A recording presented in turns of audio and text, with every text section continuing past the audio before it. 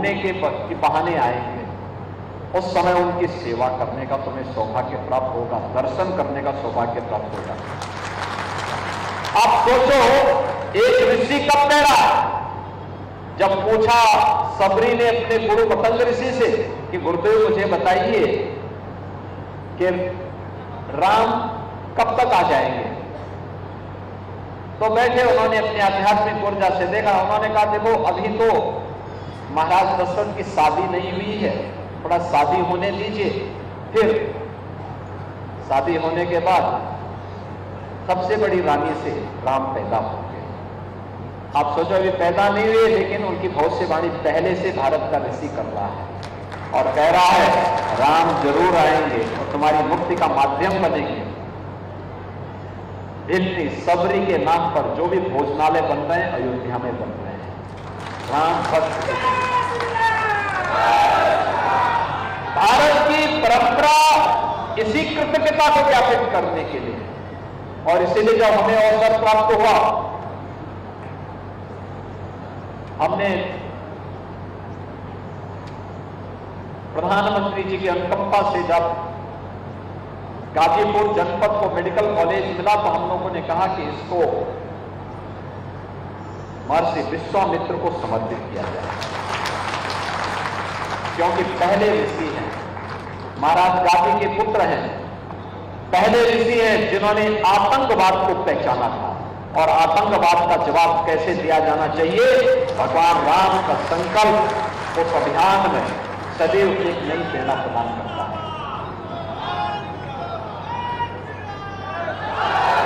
हम लोगों का एक संकल्प है, हम लोग इस बात को मानते हैं कि ये केवल मंदिर, ये मठ, ये मंदिर, ये पीठ केवल हमारे कर्मकांड और उपासना विधि के माध्यम नहीं है, ये हमारी आध्यात्मिक ऊर्जा के साथ साथ राष्ट्रीय एकता के भी आधार स्तंभ है।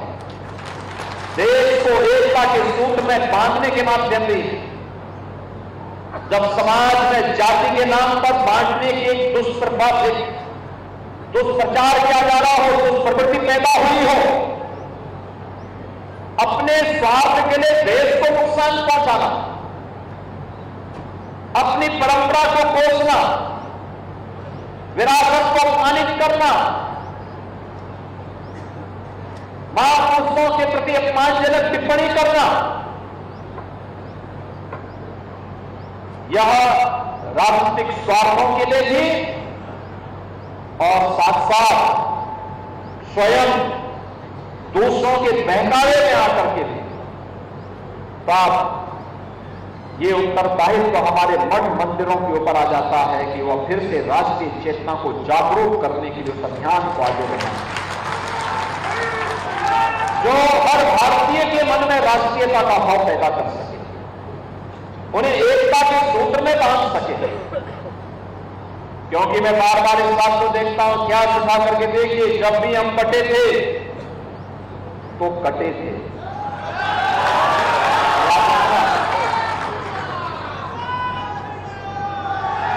एक थे तो नेक थे। अभी यहां पर हम लोग मंच पर हर भारतीय के मन में भारतीयता का भाव आना चाहिए। हम लोगों ने अभी मंच में वीर अब्दुल हमीद के परिवार के सदस्यों को सम्मानित किया। भारत का परमवीर चक्र भारत माता के उस सपूत को प्राप्त हुआ जिन्होंने 1965 के युद्ध में दुश्मन देश पाकिस्तान को नामों चनी चबाने में भारत माता के पुत्र के रूप में दायित्व का निर्वहन किया।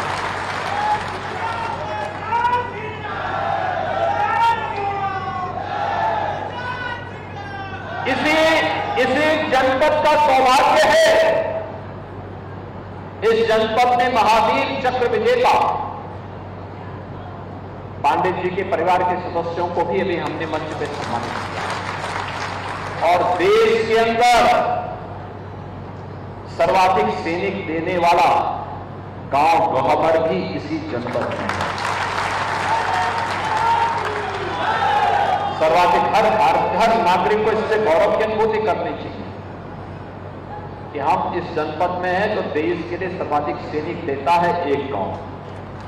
गांव में अगर आप देखते हैं तो एक गहमर है और एक बुलंदशहर में गांव है।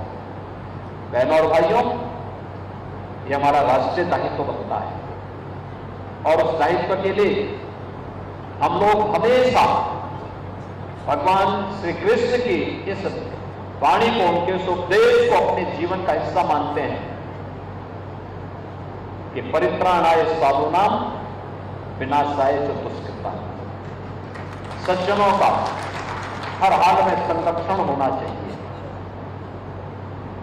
इसके लिए विकास के कार्य भी होने चाहिए, मठ मंदिरों के पुनरुद्धार के लिए भी सहयोग किया जाना चाहिए। अपने पूज्य संतों की, ऋषि मुनियों की परंपरा पर गौरव की अनुभूति करते हुए उस क्षेत्र के विकास में भी सरकार कुछ योगदान दे सकती है तो हमारा गौरव होता है। संस्कृत के शिक्षा के प्रचार प्रसार में योगदान देने के लिए सरकार पूरी प्रतिबद्धता के साथ कार्य कर रही है, लेकिन साथ साथ अपराध और अपराधियों, माफिया और माफिया प्रवृत्ति के तत्वों के लिए जीरो टॉलरेंस की नीति के तहत भी कार्य करने का कार्य सरकार कर रही है, क्योंकि इसके बगैर कुछ नहीं हो सकता। क्योंकि यही तो भगवान राम और भगवान कृष्ण की शिक्षा। अच्छा कोई भी करे उसका समर्थन करिए, हर प्रकार से इसे आगे बढ़ाने के लिए प्रेरित करिए। इसके लिए परिवार से ऊपर उठकर, परिवारवाद से ऊपर उठ करके, जाति से ऊपर उठ करके, क्षेत्र से ऊपर उठ करके, भाषा से ऊपर उठ करके हमें एकजुट होकर के कार्य करना होगा। लेकिन अगर कोई व्यक्ति हमारा कितना भी सगा क्यों ना हो, अगर वह व्यक्ति राष्ट्रीयता को क्षति पहुंचा रहा है, भारत और भारतीयता को नुकसान पहुंचा रहा है, तो फिर हम लोगों को उसका जवाब देने के लिए भी समाज को तैयार करना होगा, अपने आप को तैयार करना होगा। आज सरकार इन सब मूल्यों और आदर्शों की स्थापना के लिए निरंतर प्रयत्नशील है। आज ये मेरा सौभाग्य है कि 900 वर्षों की आध्यात्मिक विरासत, उच्च आध्यात्मिक विरासत के प्रति हमारा ये सिद्ध पीठ हत्याराम मठ में आज मुझे यहाँ पे दर्शन करने, पूजन करने का सौभाग्य प्राप्त हुआ। आप सबसे संवाद बनाने का सौभाग्य प्राप्त हुआ है। मैं आज के इस अवसर पर इस पीठ के पूज्य पीठाधीश्वर, महामंत्रेश्वर, पूज्य स्वामी श्री भवानी नंदन यति जी महाराज और उनसे जुड़े हुए सभी शिष्यों का मैं हृदय से आभारी हूं।